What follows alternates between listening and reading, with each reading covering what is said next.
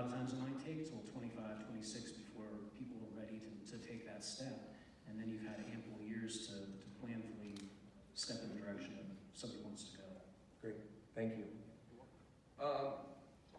This next question seems to kind of dovetail in this. What does it mean if you have a level 1 waiver and and you want to move out? You have a level 1 waiver and you want to move out. Is that possible? How about you, Karen? It really depends on the needs of the person. Okay. And whether or not that can fit within a level 1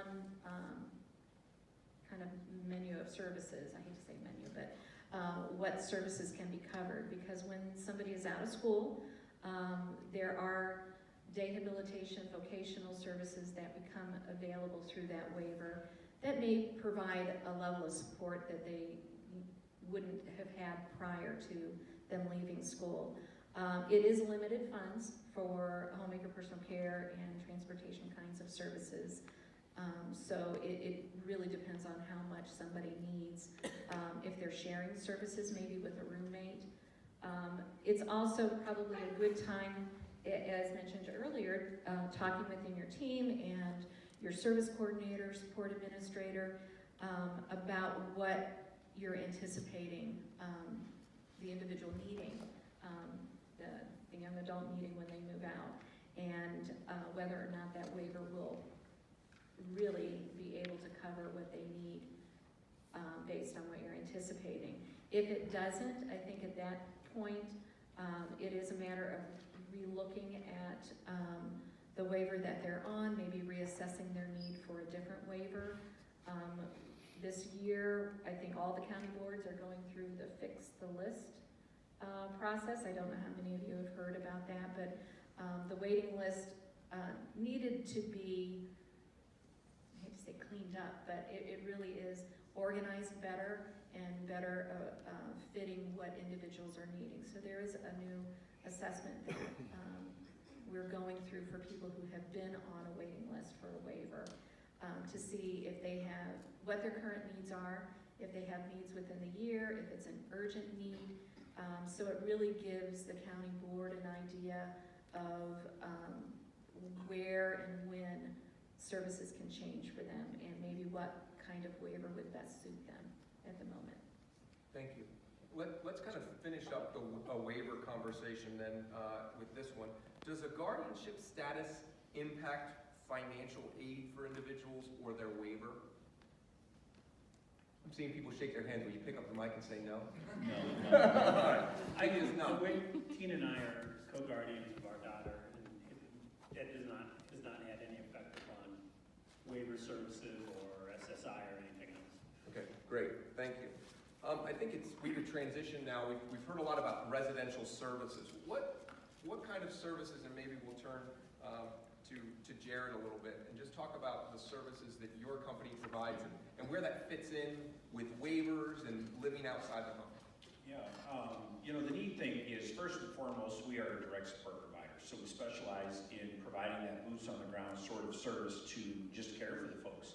And what happened was, about 8 years ago, the state of Ohio decided to start looking into this idea of remote monitoring. They were calling it back then.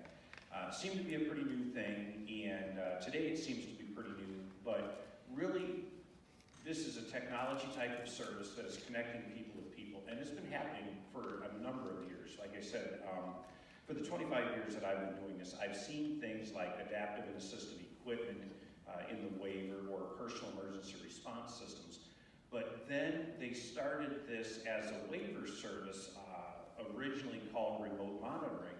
The idea would be that we would use technology to provide services to folks in their homes so that maybe they don't have to have direct support staff there. And I can talk about that briefly in a second, but as we looked at that starting about 7 years ago, we then looked at what just happened January 1st, where the department rolled out another waiver service called the assistive technology service. And what all of that enables for us to do is basically to be able to look at what someone's needs are. Why is it that they currently have support or supervision? And what can we do to reduce that?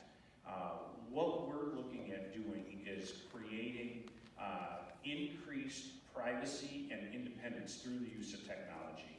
What we're not looking at doing is replacing people with robots. You know, that's kind of the fear, or having cameras that are staring at what everyone's doing. Those are misconceptions. But what we're actually doing is using various forms of technology to be able to connect people with people, building on our backbone of having loving, caring, wonderful, intelligent staff. We like to be able to connect those with folks all over Ohio. I know we have a number of them in this area here, but we want to figure out what that particular person needs. Why is it that they have supervision or support at the time? And what are their dreams? And then we look at that. We build a plan for what can we do. We are living in an amazing world of technology right now. Let's use that. Let's leverage that to be able to greatly impact the folks, to be able to give them that privacy and that independence that maybe they've never experienced before, and to continue to train them. But also, as we talk about things like housing needs, or how are we going to pay for the rent, these are things that, using a technology like this, which is more cost effective than other services provided, that can actually free up room in their budgets so that they can have more staff or more resources in other places. Jared, I'd like you to, could you give us an example specifically of, don't use a name of course, but a client where you're using remote monitoring, or whatever you would like to call it, to enhance that person's ability to live a private but independent life? Absolutely. One, we have a congregate setting of 3 guys that had always had 24/7 staffing, sometimes multiple staff in the home. And through the use of remote support, we were able to outfit the homes with the ability to know when people are visiting them, when they're coming to the doors, when they're opening the doors, possibly for strangers. We're able to peek around and look at that. If that door opens, let's see who's there and see what's happening. It doesn't mean that the camera's rolling all the time, but it is when it needs to be. Those same individuals need to be able to get a hold of help when they have questions. It doesn't even have to be an emergency. So they can do that. We use two-way video communication, so we can see them, they can see us, and we can just establish those relationships. In that home, we also are alerted to any sort of dangerous life situations, fires that may be in the home, whatever might happen, medical emergencies possibly. We remind them to take their medication if they need reminders to do that. We have had another situation of a young lady that has a severe seizure disorder, and her family was afraid she would never be able to live alone. Family actually ended up purchasing her a home, and some of the requirements were, again, medication administration, visitors to the home. But that unique situation was one that Mom was worried about what would happen with her when she did have a seizure. So we outfitted her home with the ability to detect when she's having a seizure, and for us to be able to receive alerts for that in real time and be able to respond appropriately. Even included when she's in the shower and can't press a button for help, isn't conscious, how do we handle that? In her particular home, we're able to detect that seizure activity, and we can even remotely shut off the flow of water if she were in that shower and we're afraid of anything like that. Thank you, Jared. I appreciate it. Ryan, would you talk a little bit about All Our Friends support services? Sure. So I know we're focused on residential tonight, so I'll talk a little bit more about that. So our agency, since we have 3 different divisions, supported living is just one of them, and it is one of our focuses, but it's not our primary focus. There are other agencies out there that have hundreds of homes. There are some national companies, they have thousands, and so our focus is more of a niche of more of that communication with families, individuals who are looking for living on their own, who aren't really keen on the idea of having a roommate for whatever reason. Or, we do have individuals who do have a roommate, but our biggest priority is making sure it's the right fit. So we don't rush into getting roommates for individuals. Most of the houses we have are just individuals living on their own without roommates. So I know that some people ask me, is that a possibility? Well, it absolutely is, because we do it. You said some of your houses. Does all our friends own homes? Oh, sorry. No, we refer to them as houses. So they go through creative housing. Some families have condos where, financially they were able to afford that and they could do that for their son or daughter. We have individuals who share a room or an apartment together. We have an individual who has a house that's down the street from his brother. He lives there on his own, and we do the around-the-clock care for him. And so it just depends on the individual. So all our friends, we're a family business, and so we get what families are looking for. We started all our friends in memory of my Uncle Ralphie, who had multiple disabilities, and we know what you guys want. You guys are looking for somebody who's going to do everything that mom and dad do. They're going to prepare meals. We're not going to just throw things into the microwave. We're going to take them out. We have schedules so that the individual, because some of our guys, if it was left up to them, they would just sit in their room all day and that's all they would do. We have to encourage them, and that's a lot of what we do, is we encourage them, hey, let's go out, let's go to the park, it's nice out. And a lot of the houses that again, they're not our houses, so we just do the staffing for them. We refer to them as houses. So a lot of the individuals that we provide residential services for are coming to us from day program. We started day program back in 2009, and we didn't get into residential services or home provider care until 2013. And we really weren't sure that we wanted to do that because it's a whole nother ballgame. You have around-the-clock care, you're taking individuals to medical appointments, you're taking care of everything, again, that mom and dad, bathing, preparing meals, housekeeping. And our day program, we're just 9:30 to 2:30 Monday through Friday, so it's a big thing to get into. And the only reason we got into it was because a family was having a very bad situation with their current provider, and they requested that we get involved, and requested, is it possible for all our friends to do that? So we've got quite a number of families that are waiting for us to be able to take them on, and that's one question that as a family, when you're interviewing different providers, one of the questions that I would always ask is, do you have any kind of policy as an organization or as a company on how frequently you're opening another house or providing services for somebody to live on their own? So our policy is a minimum of 6 months in between. So if we decide to take on somebody for 24/7 care and they're getting their own apartment, we won't even explore the possibility of opening or starting services with another individual until we've established services for that individual for 6 months. Brian, I'm going to cut you off right there, or if you can just finish that up. Yeah, sure. So, thank you. So that would be something I would ask is, is there any kind of limitation? Because I know that staff turnover can be a big thing, and that really helps us with minimizing that. Brian, thanks so much. Now we're going to switch to some topics or questions directed towards the parents. So one of the ones that was submitted earlier is, when do you begin the process of coordinating residential services? How did you find an apartment? How did you find a roommate?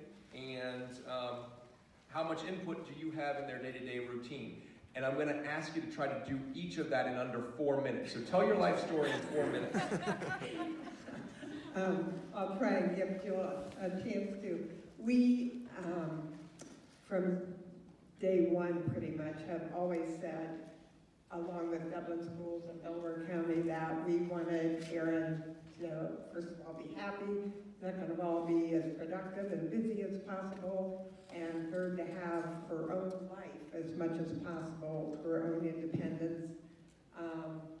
To be able to, I always felt that I wanted her life to go on no matter what happened to us, that she has people that know her well, that know her routine, that know her likes, that know what she likes to eat, and when she likes to go to bed, and what she likes to wear, and listen to all along. So working with Dublin Schools and Delaware County both, we had a wonderful transition meeting. She was, I don't know, 14, 15, 16. They encouraged us to look for an apartment and or a roommate if needed, and to go ahead and move her out the end of which she went through 21. And we were a little taken aback about that, but the more we thought about it, that's exactly what we did. We did find a roommate, which isn't an easy process. Delaware County at the time gave us a list of people that were maybe wanting roommates. I called everybody on it, nobody was ready to go. It turned out that we met somebody else who their roommate wasn't working out, and they were wanting to move to a different roommate. At the same time, we were encouraged from Delaware County with apartments where there were other special needs folks in them and that they had treated them well, and it seemed like a good, safe place to be. We got an apartment. The second half of her last year, she was in it, and I felt so good about that because everything in her life stayed the same except for that. So I had school eyes and caregiver eyes and everybody there that could say, was she dressed appropriately? Did she have her hair combed? Was she eating okay? Everything was the same for her except for where she lived.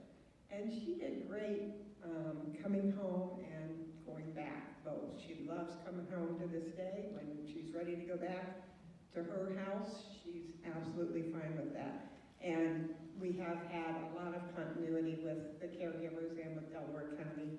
So I do feel like she has a community there that knows her very well. If we weren't there, they all know exactly what's going on with her. Sorry, you wanna Jill. get some of your story too? Hi, Frankie, let's see, he has an older sister that's just 12 months older than he is, and they spent a lot of time together, and she spent a lot of time with him. Well, she went away to college, and he was left alone at home without her. I mean, she used to take him and his friends to lunch, and they were very, very close. But when she went away to college, he felt like he needed to be going away too. And he was having some severe behavior issues. And he had a behavior plan we had a behavior specialist from Nice Iron Center who came and tried to help us. And it got to the point with his behavior that he wanted to move out so bad. I mean, he threatened to burn our house down. And he kicked walls, and he just wanted out. So at 18 years old, which I know is very young, we were able to buy a very inexpensive condo on Bethel Road, and he moved into it, and he, at that time, Creative Housing was able to, and they still help because he's grandfathered in, but helped with paying the monthly, rent. So anyways, he has lived in that condo for 6.5 years independently. He actually gets services through provider to help, but he's also grown so much since he was 18. He's become so independent. He rides the Dakota bus, all over town. I mean, South High Street. I mean, just kind of scary places, but he's a big guy, so people are afraid of him. But he is very independent now. He has a job working at Giant Eagle as a dishwasher. And then, he goes to the day program also. But the transition into the housing did not go without bumps. I mean, as soon as he got there, he wanted to come home. But I'm so glad we did it when we did it, because when he comes over to our house, which he's over to our house a lot, he can't wait to get back because he likes being independent. He likes, his own time. Thank you. Bill, a number of questions have come up here, and this goes along with residences and roommates. In your experience, have you helped people purchase homes, condos for their child? How does that work with rent, those kind of things? Can you expand on that a little bit? Yes, there are a number of options as far as if you're going to do this and own the property where your child will live. One option you can have is that if the child can own it, the child's special needs trust could own the property. You can set up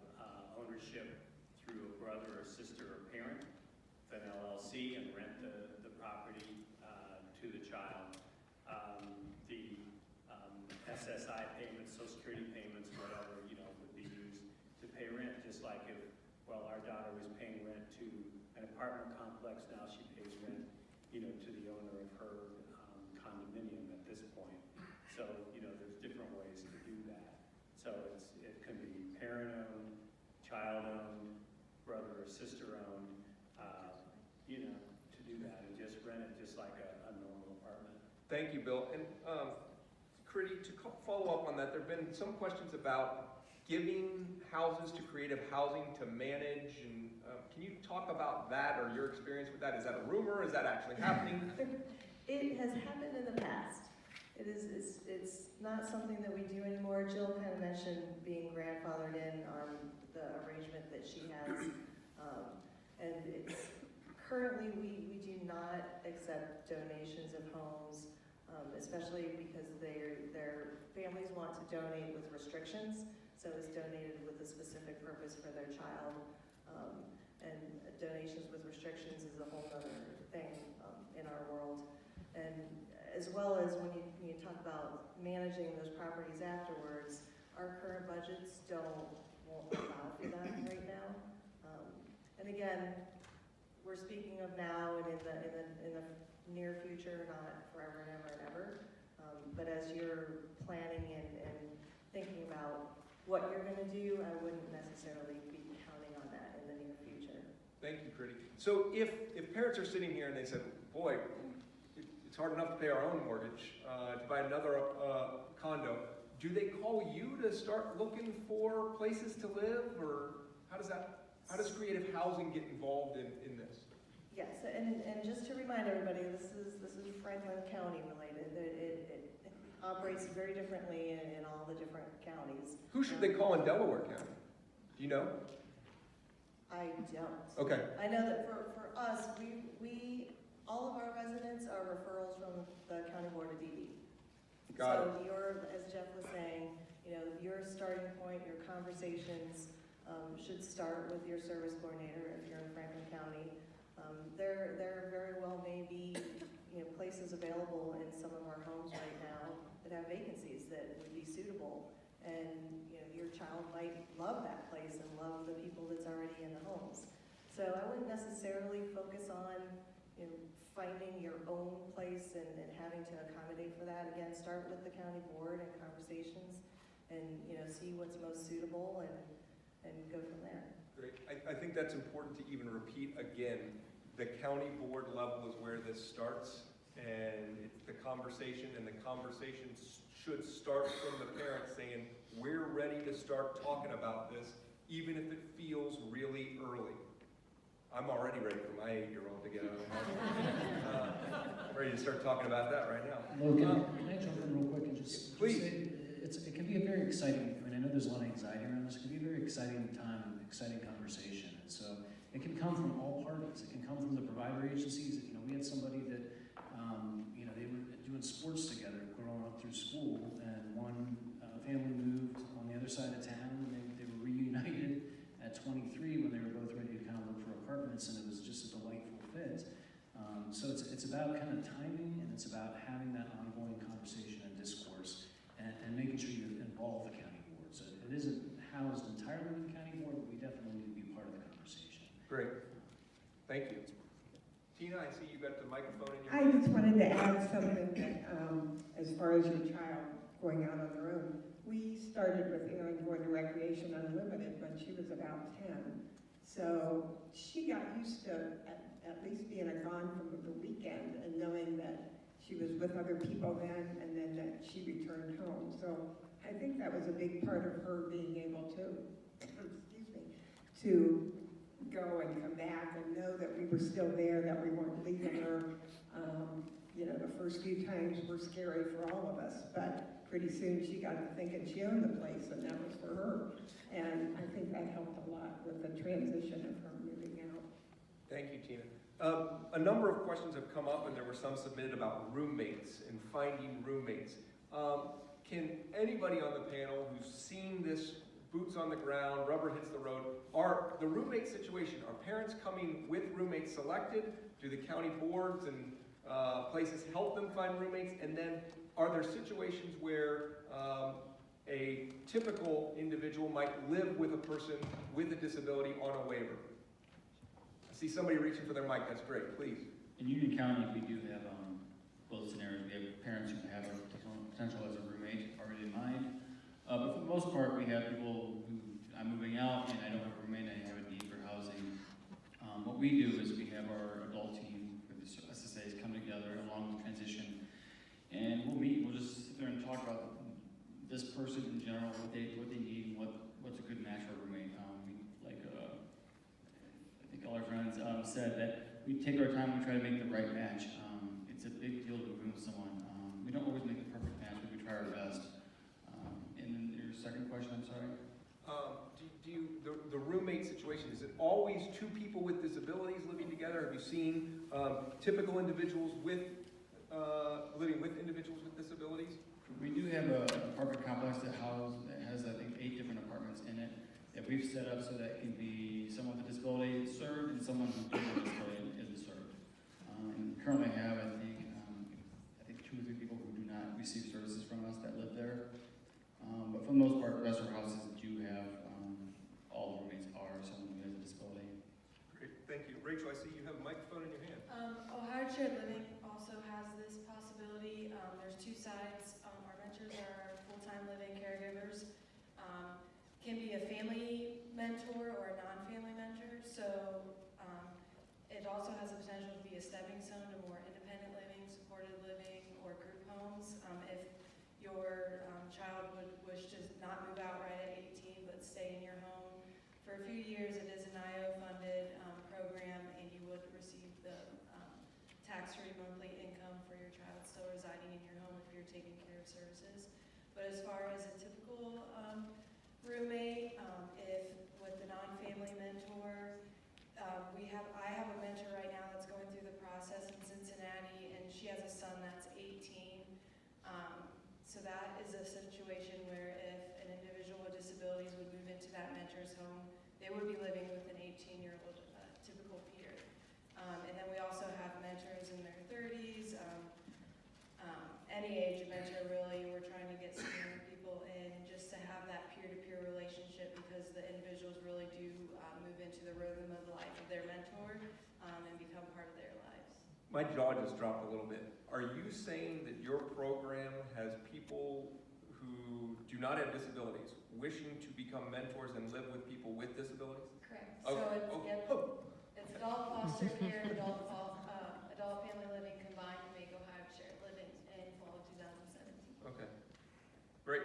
Thank you. Anybody else have anything to add related to roommates? I hope that's kind of covering, and I think we've covered the number of questions about, can the child pay rent to a home owned by parents? Yes. Can the parents own a condo and the child pay rent? Yes. Is it income to the parents? Yes. I think that kind of covers it. A number of questions about that. There was a question here, will the child lose the waiver if the condo is in their name? Do we want to cover that? I see. Yes, great. Individuals who are on Medicaid, because to be eligible for a waiver, you need to first be Medicaid eligible. And you can have a residence in the person's name, and you still can have Medicaid. You can still be on a waiver.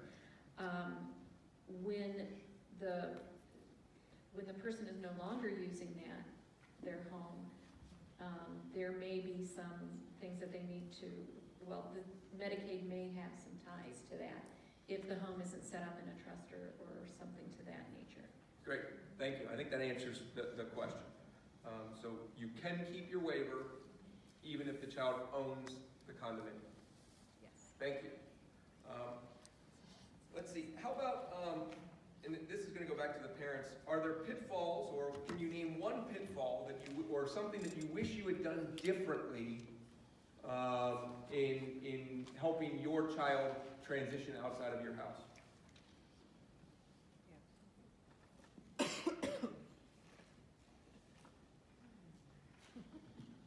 I guess the only pitfall I can think of is, he was very young when he moved out, and, so that was kind of difficult, but, in the long run, I guess it worked out okay. Thank you. Great. A question about somebody who has, it looks like significant modifications would be needed, wheelchair, bathroom, shower accessibility. Can waiver dollars pay for that? Do you find a house that has that already? How does that look?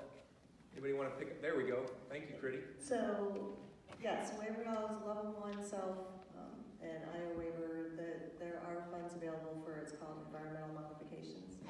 And as long as they are deemed appropriate through the plan and they're accessibility related, the waiver can accommodate those. There are funding limits, so you'd have to, again, talk with the team and decide what's appropriate. And a lot of times there's a big long list and you're gonna kind of have to prioritize and maybe do something one year, something the next year, and all of that. So it is possible to fund them through the waiver. There are not very many houses out there that are modified for accessibility.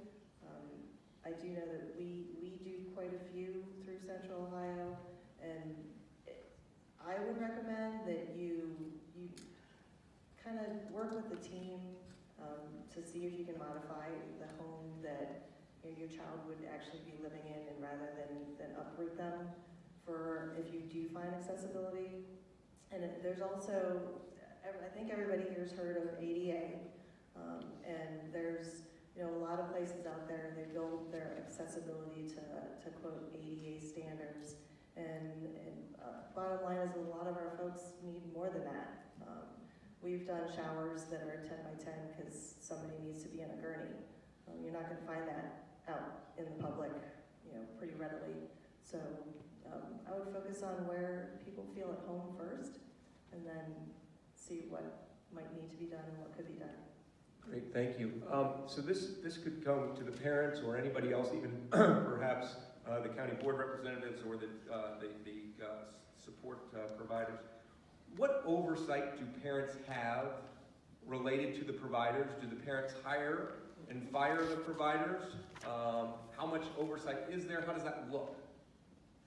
Tina, I see you got a mic in your hand. And Yeah, I would say we have lots of oversight. We worked really hard when she first moved out. I was up there all the time. I was in constant contact with them about grocery shopping and meal planning and hygiene and who's going to do what chores in the home and everything, until we got a team in place and they understood what I needed, and they were able to provide it, and then they hired people that worked within that system very well. So I was able to back off more and more and more. I'm still very involved, and there's always overturn with providers. That's just the nature of the beast, that people do come and go, and that's the hard part of their lives, because they get attached to these people, and sometimes they move on to other jobs. But so I'm always constantly working with new people and making sure that they're trained properly. And it takes a while to get to know a person with special needs, just as it does anybody, but even more so when there are communication problems. And Erin's not real vocal, so she gets frustrated at times. So you need to be able to anticipate more than we're gonna. So I feel like we have all the oversight we need. We can be as involved or not involved as needed, and it's worked out very well. We've had a lot of continuity, but we've had changes within the time too, so it works. And I would just like to add, the advantage of having a company is if somebody doesn't show up, we don't have to go. It's the company's responsibility to make sure that somebody's always staffed there. So we don't hire the person, we don't pay them. The company does, but we certainly have a lot of input into that. And if you can just picture, what happens, when a child's in your home, you're a caregiver. Once they move out, you're a care manager. So you really don't let go, you just take a different role. Yeah, when Erin was at our house, we only had individuals that came, and I managed everything. Well, when she moved out, I knew that we would have to have a lot more people involved because she has 24/7 care, and so I knew then that we would definitely need a company that provided numerous people throughout the week. So she has 3 or 4 people every week that are in there. How about one of the service providers? Can you guys touch on what your interaction is with families? Brian, Jared, Rachel? Sure. So from all our friends' standpoint, we've worked with all types of families. We've had families that were very involved and tried to accommodate, all the personal preferences that are there. We have had families that didn't live in Ohio. They moved to another state, and we were the provider 24/7, holidays, everything. We were there. The family would touch base, in whatever form they wanted to. They could do phone calls, they could Skype, do those kinds of things. So it just depends on what the family, like Bill said, sometimes you want to be a little bit more involved, sometimes you don't. If you want to go on vacation, go out of the country for 2 weeks to, go to Europe, you just want to know that your child is taken care of. And so finding a provider that you trust is the key thing. We are an agency provider, like you mentioned, so if somebody calls off, we have to fill those shifts. And that is kind of nice as opposed to having to be the coordinator of all the independent providers that you might go with. Cheryl, I saw you were going to reach for that microphone. Yes, I was. I just want to remind people too that when your child turns 18, legally they need to be a part of that decision. It's not automatic that the family gets to make that decision on their behalf. There are situations where it may be appropriate for you to have guardianship or maybe a limited guardianship. There's also other alternatives to that, and that's a whole other conversation. But just wanting to remind people that it's, and I don't think families think about that. I know, certainly didn't when our teenager became an adult, because it's family. But legally, we do need to have, or at least from the county board's perspective and in other arenas, that person needs to be a part of that discussion and making those decisions and being okay with it. So I just want to put that reminder in. Thank you, Cheryl.